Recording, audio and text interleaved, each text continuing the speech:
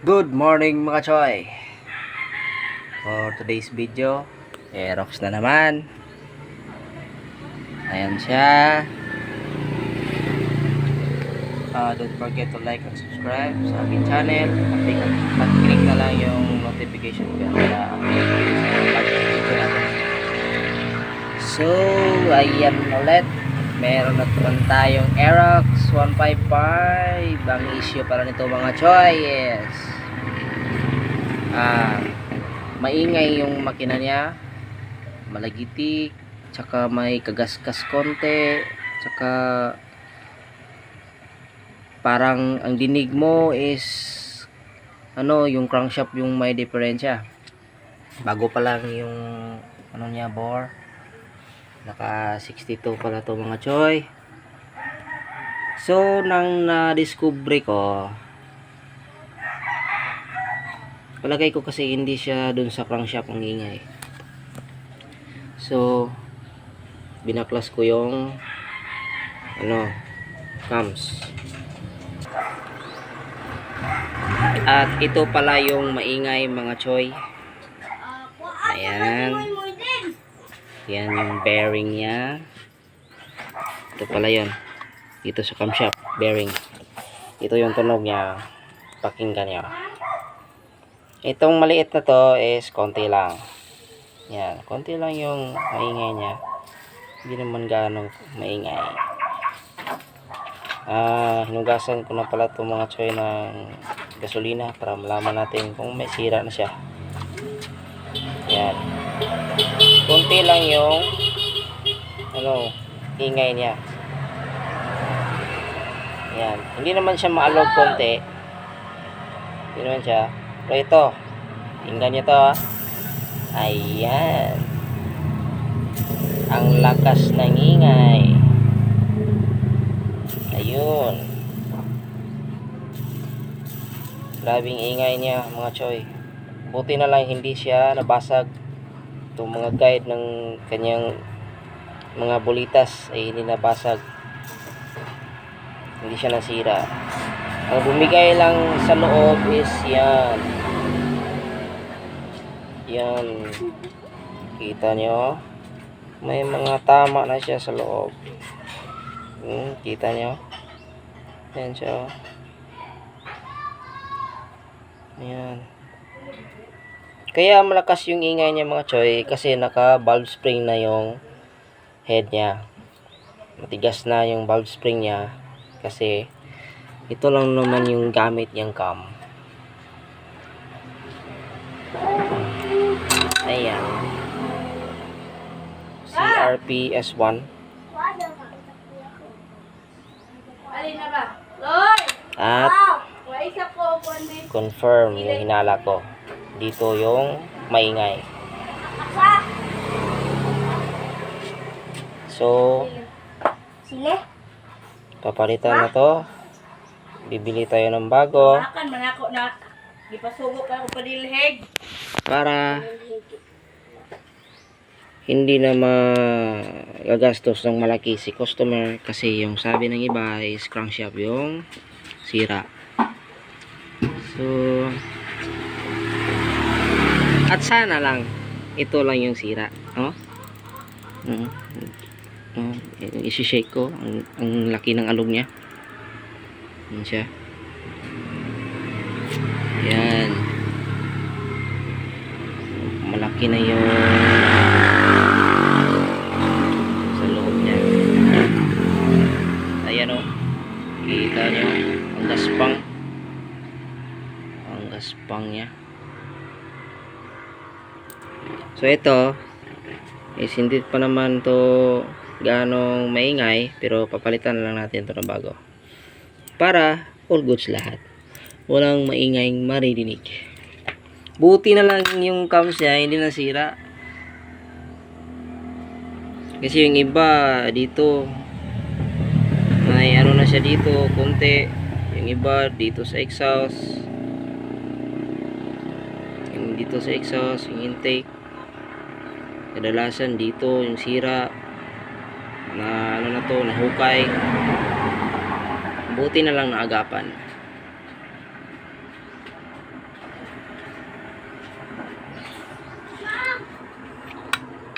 para hindi na kagastos ng malaki. Kasi nung una may naayos ako dito na Aerox 155 is ito yung nasira, yung mga guide niya. So yung mga guide pala niya is nakapasok dun sa loob, kailangan naman kung hindi natin bubuksan baka pinsala pa sa loob, kaya in-overhaul lang natin tsaka refresh para malinis lahat ng bearing, crankshaft. So, ito lang yung issue nung unang inayos ko, ito yung mga guide ay pumasok sa loob kasi nabasag, nasira siya. Pero mas grabe yung ingay nun, kala mo talaga connecting rod. Buti na lang ito hindi na sira yung mga guide niya, so yung bearing lang talaga yung bumigay.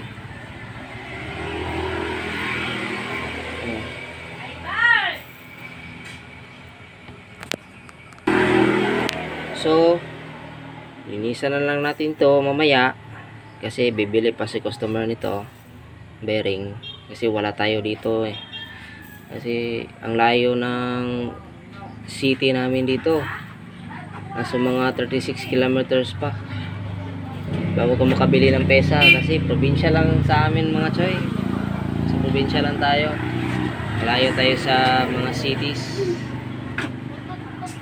Kaya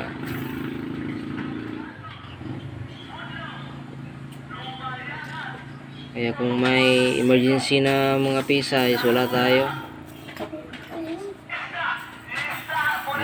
mahirap lang tayo hindi naman tayo ano pa mapera, ito lang yung hanap buhay natin, gaayos. So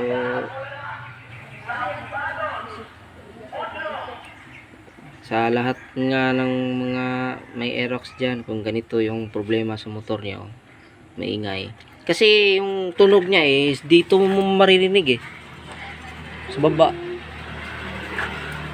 maingay talaga. Doon sa may radiator niya, doon mo maririnig. Ngayon nung inalog ko siya, yung crankshaft niya doon sa kabila, hindi naman siya malog. Yung ginanyan ko, hindi naman. Yung ganon, hindi naman. So nung nakita ko to, hindi ko pa nabunot to, is inikot-ikot ko siya ng ganon. Ma-feel ko talaga na meron siyang hindi siya smooth, magaspang yung ikot niya. So nung inalog ko siya ng ganon, yung palabas na alog is normal naman yon, kasi may clearance talaga. Nang ginanon ko siya is may clearance talaga, pero hindi gaano malakas, hindi gaano malaki yung clearance niya. So nung binaklas ko siya, nilagyan ko ng gasolina para ma-confirm ko kung ito ba talaga yung sira. Kaya yun, confirm ko nga. Kasi iba talaga ang mga roller type na rocket arm. Kunting damage lang dito sa cam, saka sa bearing is malaki na yung epekto niya. Maingay talaga siya. Kagaya ng mga M3, pag ito lang yung loob ang masisira, kahit konti, kahit anong tune up mo mga choy, hindi talaga mawawala yung ingay niya. Kasi kadalasan dito lahat ng mga customer ko ganun talaga yung nabubuksan ko, maingay. Kahit anong tune up mo, ganun pa rin. So nung binuksan ko, ito yung kadalasan na masisira, yung loob niya may hukay na konti, or either itong rocker arm, yung mga roller mga roller niya is may konting hukay. So dapat palitan siya mga choy, para yung mawala yung ingay ng makina niya. So tips lang mga choy, kasi hindi naman natin inaasahan to na kusa talaga siyang masisira. Pag umabot na ng panahon, matagal nang ginamit mo, or ano ba naubusan pa ng langis, yun kasi yung kadalasan masisira yung cams natin, tsaka yung mga bearing.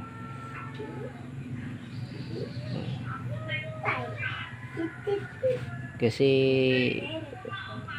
dapat talaga may oil talaga na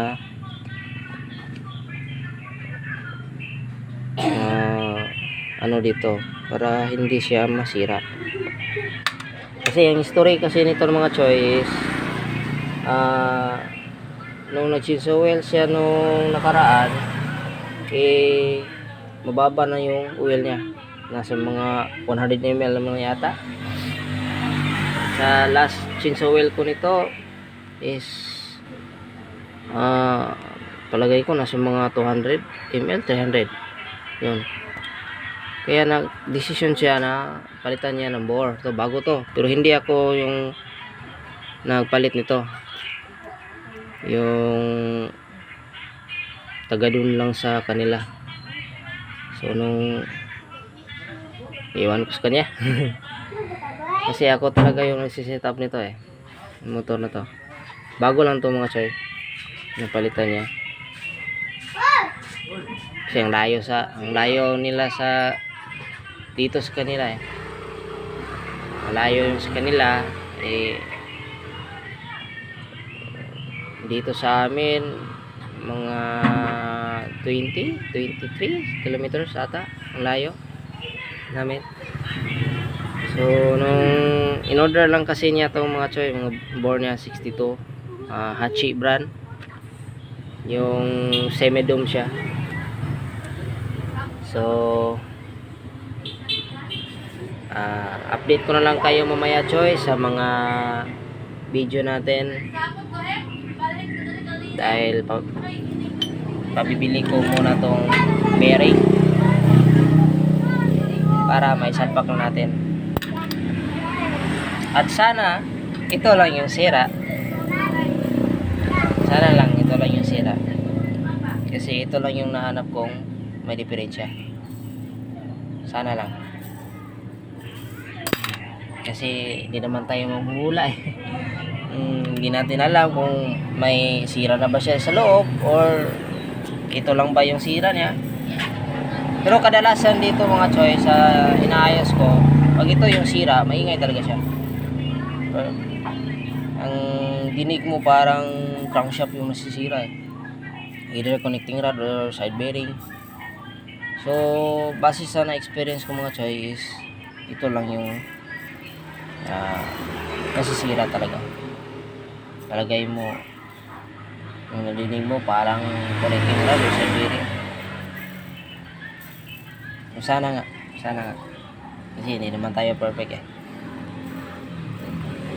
so antay-antay lang kayo mga choy. Yo, update mga choy. So nalagay na natin.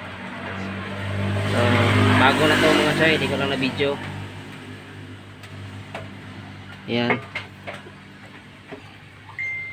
So ikakabit na natin to para mapaandar na natin.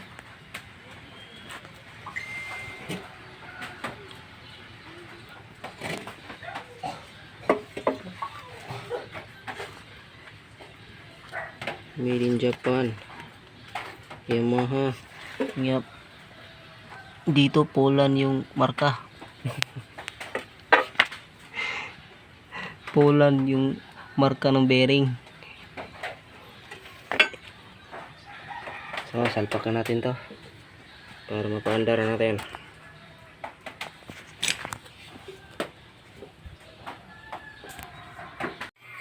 What's up mga choy, update. Ayan, tapos na natin siyang may kabit. So, papaandarin na natin to mga choy. So, ayan. Nalagyan ko na siya ng coolant. Ay, kulang pa pala ng konti.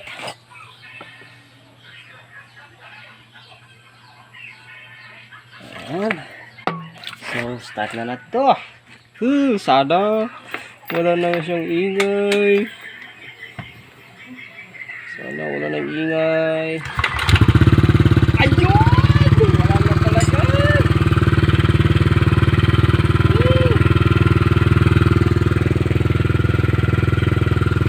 Lakas ng idol. Ayan. Tayo mo natin. Lakas talaga ng idol. So, ito lang. Adjustable kasi yung ano na.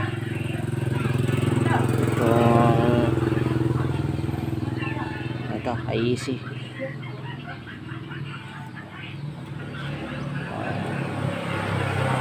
Ipitayin muna natin para stable yung idol niya. Dar.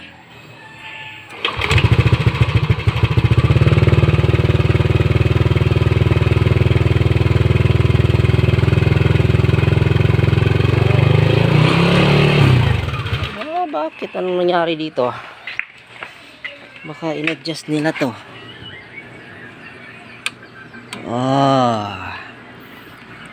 In-adjust nila.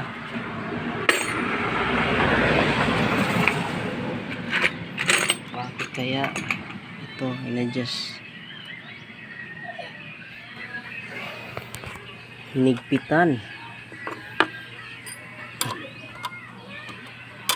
Nakatukod.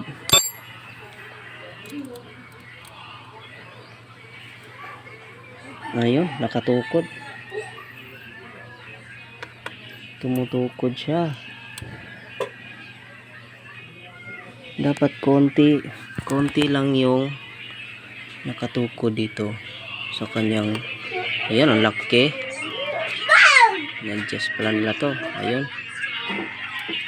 Kaya pala. Ayun. Ayan. So, higpit natin ng konti. Ayan. So, higpit.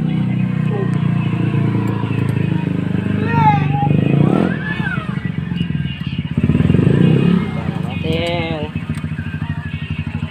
Ito yung taas ng idol niya.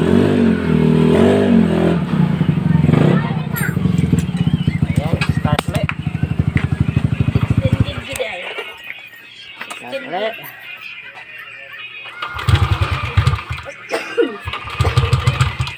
Ito na mga sobrang buhata.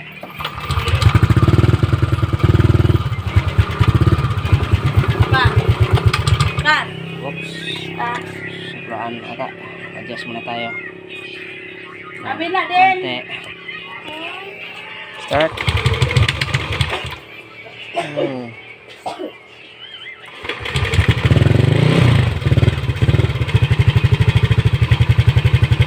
So, ayun. Goods na siya. Higpit. Ayan. So, may konting adjust muna tayo konti dito sa may tensioner niya. Kulang siya sa higpit. Ayun, ang tahimik.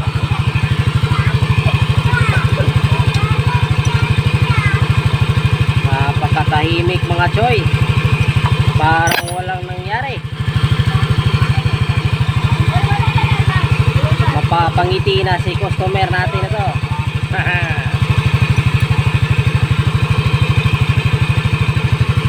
Ayan.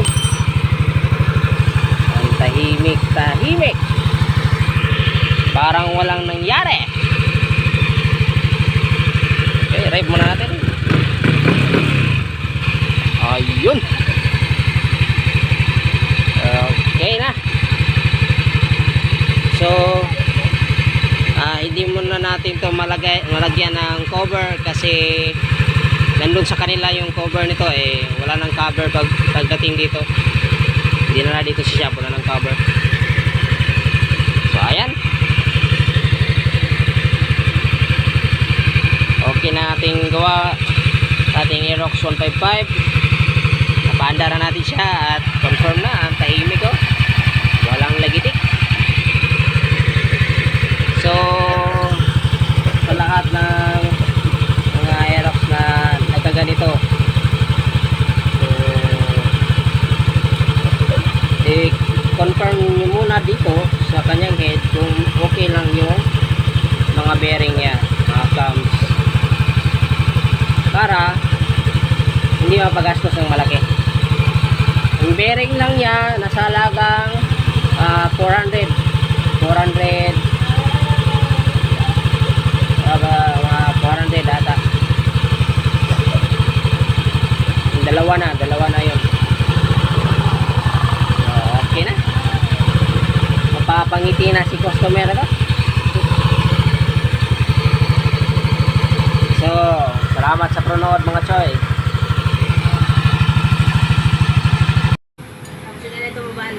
Lara, oh.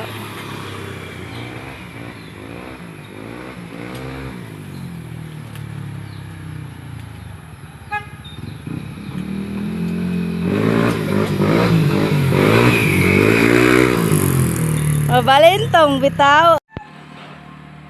Ayun mga choy, na-test na ni Boss Dave yung Aerox na ginawa natin, yung maingay yung makina. So kita nyo naman, ganda ng takbo. So salamat sa panonood mga choy. Sana makatulong po yung video ko sa ibang mga Aerox na ganun yung mga sira. So salamat sa panonood.